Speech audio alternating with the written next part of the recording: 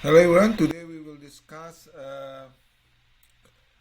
entrepreneurship class which is the stage 3 market and technical feasibility using a 12 editions McGraw-Hill building your dreams, a Canadian guide to starting your own business. Okay, so in the video that I mentioned to you, there's two very good successful business. The first one is the Patelin family that built a motel and hotel industry in US, and another one is Mr. Singh who built an empire of gas stations in the US. So those are the two examples of the successful entrepreneur with South Asian descent. Now let's go into the today's learning objectives, which is number one, explain the value and importance of feasibility studies. Number two, use a business model canvas.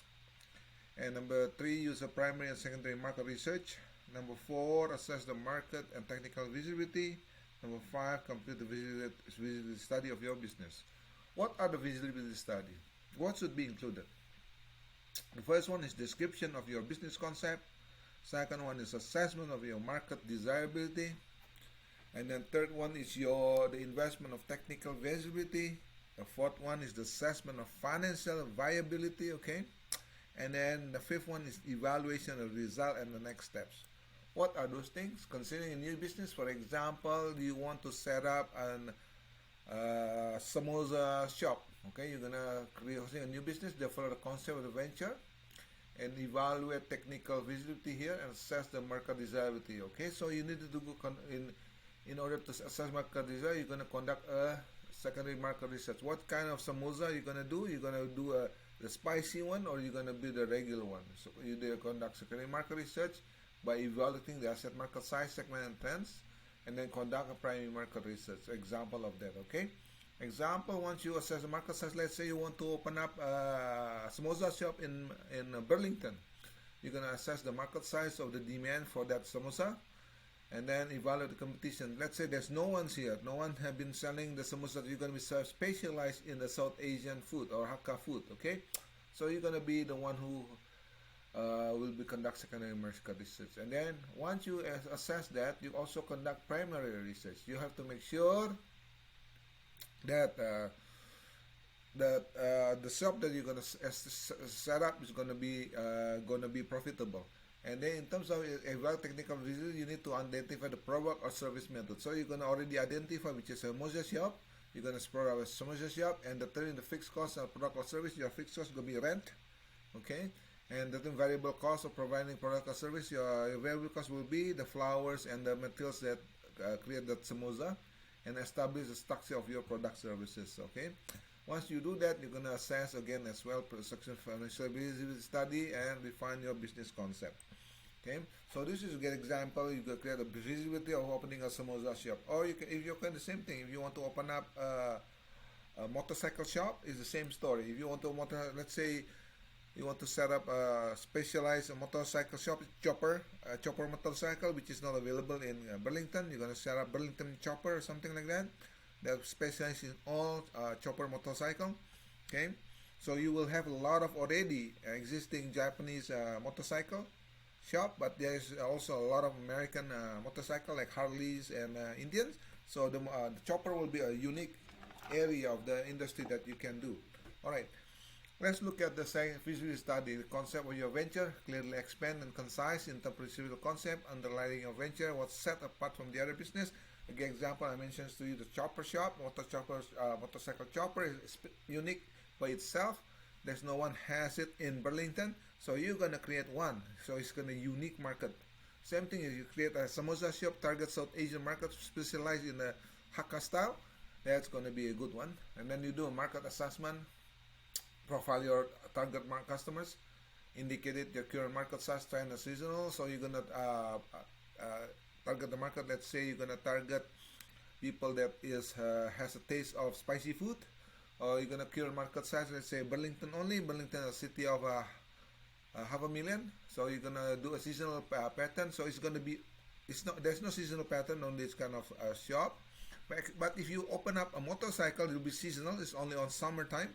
So you have to, during the winter, then you have to branch out to make sure, because no one drive winter time on motorcycle here, because the winter is too brutal. Okay, And then develop, how do you plan to test your idea? Describe your market research and customer surveys of your plan. Assess your nature of your competition. Estimate expected of your sales and market shares. Okay. And then in technical feasibility, you're gonna indicate degree of innovation of your venture ideas and risk associated with it. Does it need to be subjected to some form of technical evaluation or assessment? How do you plan to assure continuing access of critical supplies of raw materials and components of part at reasonable prices? Will you produce subcontract or your production? So there's no subcontractor for the subcontractor because it's a low-end kind of product. But if you this high-end kind of product, let's say motorcycle chopper, you're gonna outsource some of your production to China or maybe Taiwan or maybe Thailand, okay, because of the efficiency in the labor cost. And then you are gonna financial visibility study, step 3, determine the funds required to set up a business. For example, if motorcycle shop is gonna at least about $5 million here. If it is a samosa shop, maybe $100,000 to $200,000, and you're gonna set up a rental for that place. And the flop of short-term finance projection, including cash flow, pro forma profit and loss statement, pro forma balance sheet, as well as break-even analysis. For example, the break-even analysis, if you sell 5,000, that's your break-even for the month or for the day, for the week, whatever it is you do. For example, the break-even, let's say $5,000 for a month. So you need to break down into detail how much is it to cover the cost. And then plan and future action. What are the strong and weak points of your venture ideas? And did you assess, indicate the business was likely to be profitable to make sure you have an idea how much profit is going to be? And then is it attractive to proceed with the development complete business plan? So that's an idea area that you're gonna question. So those are 3 steps there in the feasibility study there. Look at the next level. What is your unique value proposition? There are elements of unique value proposition will be target customer, customer problem, your solution, and perceived values. Okay, and then customer segments will be problems, solutions, unique value propositions. That's the things in terms of lean canvas as channel, revenue streams, cost structure, key metrics, and unfair advantages. Okay. In the sample lean business model canvas, you're gonna have a problem and solutions here. Key metric, the unique value proposition. It must be single, compelling message. The state that what you are different and worth paying the attention. For example, you're gonna set up a motorcycle chopper shop. That means that you are unique, especially on the chopper motorcycle. There's no one has it. You're going to specialize on that industry. If you are focused on, let's say, setting up a samosa shop, you're going to make a samosa style, Hakka food, which is combination between Chinese and Indian food together. So it's unique. There's nobody has it in this Burlington area. It's going to be a boom because everybody wants to have a taste of a different, unique, traditional kind of food. And then the cost structures, you need to know how the distribution costs, hosting people in terms of hiring people, waiters, cook, a chef, and everything like that. And then revenue stream will be who are your target market, what you're going to be expected. You're going to be focused only not only retail, but also you're going to go big corporate. Because let's say samosa shop will be catered to many business that has party, that looking for party, or you can also go for catering business as well. Lifetime value, revenue, and gross margin. So you have a product here, and then you have the market target. Okay. Conducting market research. Set up your goals feasibility study. List your assumptions. Rank the assumption. Deal killer, path dependent, high ROE. So you need to rank the assumption. What are the assumptions? Okay, that you need. For example, you assume that the business will, to build the business, let's say in less than 3 months. Okay, the location area is you assume in Burlington. That's one. And you assume the type of employee you will get. Okay, there are also 4 basic steps of the market. Define what information you need. So the secondary data, get the primary data, and interpret the information. And then what are the secondary market research that's already available, less expensive? That's you can go to Statistics Canada, you go to Industry Report, Trade Journal, Food Business Association, any catering business association, Canada Business Service Entrepreneur, doing a Google commercial research, and do a database research. That you can do on the secondary market research. Just cheap, easy to do. Just go to the internet site and go to all the available variety resources listed here. primary research, you're going to do observation, survey, interview. What is the reason for survey? You need to conduct a survey. Let's say you're going to open up a motorcycle shop. Then you're going to do a survey among the people that drive motorcycle. What are the interests in the chopper style? Identify your audience. So this audience is going to be unique is because you are selling a chopper motorcycle. That means that not everyone's going to like it. So for example, the younger generation like to have a sport adventure bike or race bike, motorcycle. So because of the speed, while the older generation may be like Harleys or Indians, that's a good example. And then you have to build your customer survey. You're gonna build your customer survey. You go to all these motorcycle association, motorcycle club, riding club, any motorcycle exhibitions. You're going to do a survey on that. Identify survey questions. What are the questions you're going to do? What kind of price range that you're going to do for that kind of motorcycle? Let's say between 10,000 to 20,000 or something like that. Okay. What are the best time to send a survey? Identify the appropriate time to send a survey. So example, mostly people that you will meet on a motorcycle is mostly weekends, so you need to adjust your survey timing. Okay. Now, what kind of the information conduct the post survey after post survey? Then you need to do what is going to be your post survey activities. Excuse me. All right. What is your customer? B2C, business to customer, business to business. The producer for B2B, resellers, government or institution. For example, that I mentioned, it is a chopper, motorcycle chopper. You're gonna start outsourcing some of your product to several producers, resellers. We're gonna be conducting resellers market. Let's say you want to open your business in other countries like in Asia or in Australia. You're gonna have contact dealership. Government, you need to get to understand whether the motorcycle can be used for the police or for any other institutions. Okay. All right. Let's go into the next one. Market segmentations can be geographic in terms of city, town, country, province, region, and country. Okay. Demographic can be age, gender, marital status, family size, race, region, educational level, up to income and occupation. Okay. Psychographic, which is sociological, with your lifestyle, status, timing, and means of purchasing power. For example, sociological. I'm going to give you just an example. People that is the young, mostly in the younger generation, they like to do a sport motorcycle because of the speed. People between 16 to 20, they are into the speed kind of thing. So maybe a chopper will not be the target market. But people that is over maybe 35 or so, they like to do a cruising. This could be the next style for your motorcycle chopper market. So estimating the market size one. Market size is the vital in determining how much revenue or business you can generate, and consider repeat purchases of a lifetime value, and data on the market shares may exist that can be developed using either top-down or bottom-up approach. Most people using a top-down approach, but sometimes you can also do a bottom-up approach. So let's look at this next one. Top-down approach, you're going to look at the total Canadian market of the motorcycle market, and then percentage of the populations in terms of Atlantic, in terms of provinces, and then estimate the total market in the Atlantic provinces. If you are in Ontario, it will be Ontario. It will be, you're going to focus on the city ranging from GTA Toronto to non-GTA Toronto. Okay. Bottom-up approach will be product uses by household, total number of household in the Atlantic province, or maybe in this case is Ontario. Estimate total market in Atlantic. So you're gonna product by use. For example, in motorcycle, chopper motorcycle, not everybody gonna have in their household a motorcycle, because it has to be mostly young, upper generation consumer or professional. Okay, and it has a specific industry niche.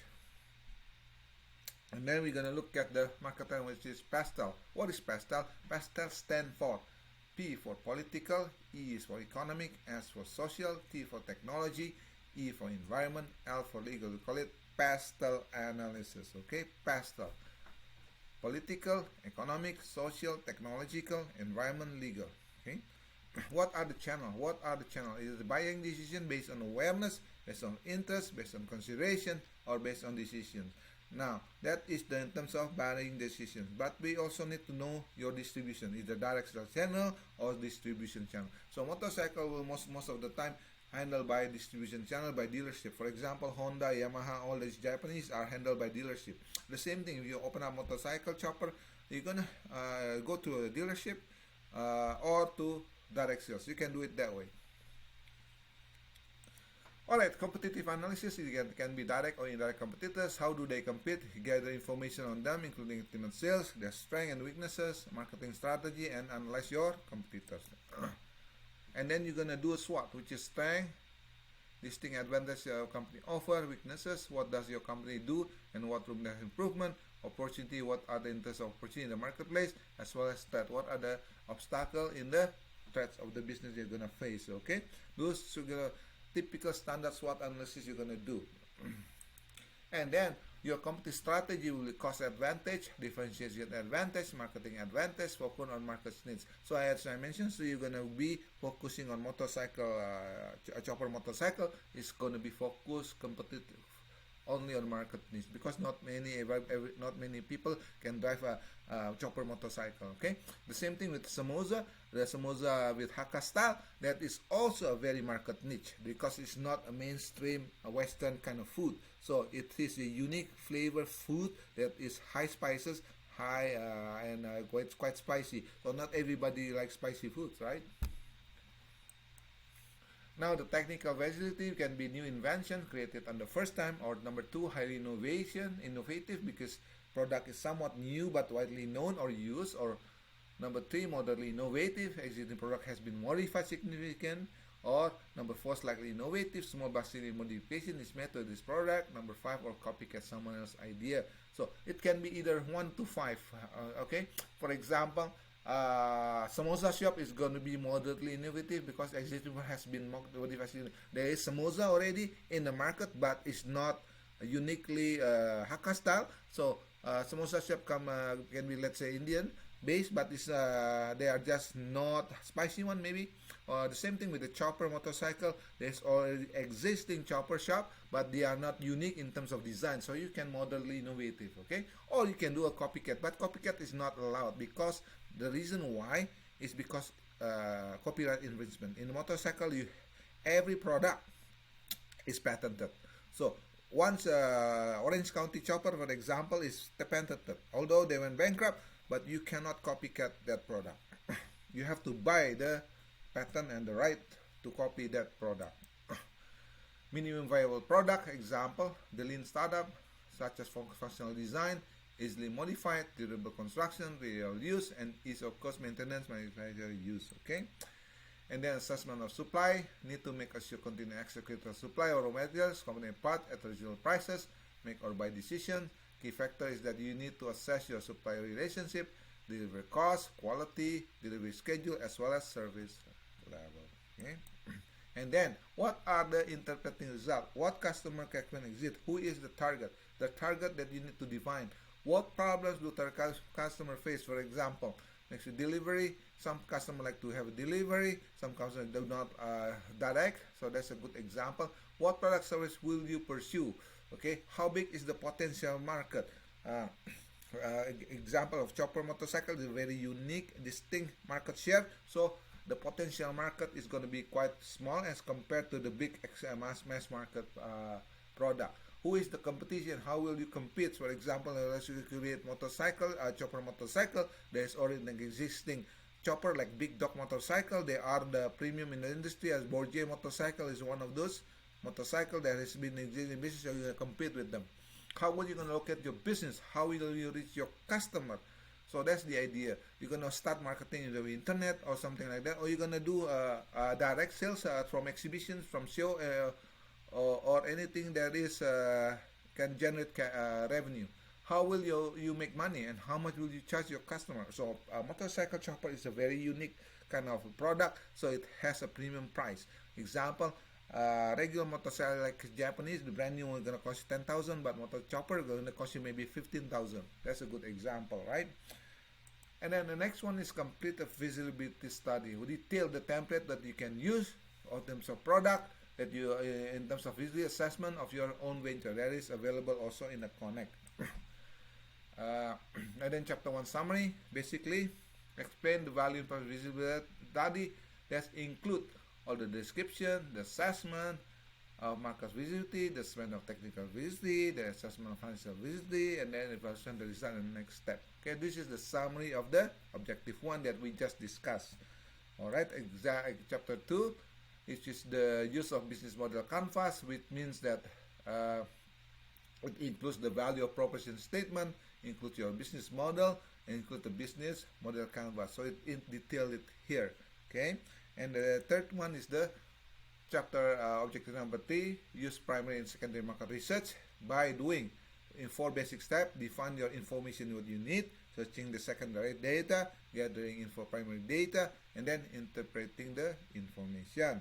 And then objective number 4, assessing the market technical feasibility and business concept. Market feasibility involves testing assumptions, technical feasibility involves assessing whether the benefits of the customer can do, and number 3, assessing customer-supplier relationship. Okay. Number 5 is the chapter summary. Complete the feasibility study of your business. That includes the template you have completed, additional information that you have provided in this stage, information whether your business venture is viable or not. So that's basically conclude the summary of this chapter, which is chapter 3. Okay, guys. So I will see you in the next chapter. Okay. Thank you. Take care. Bye bye.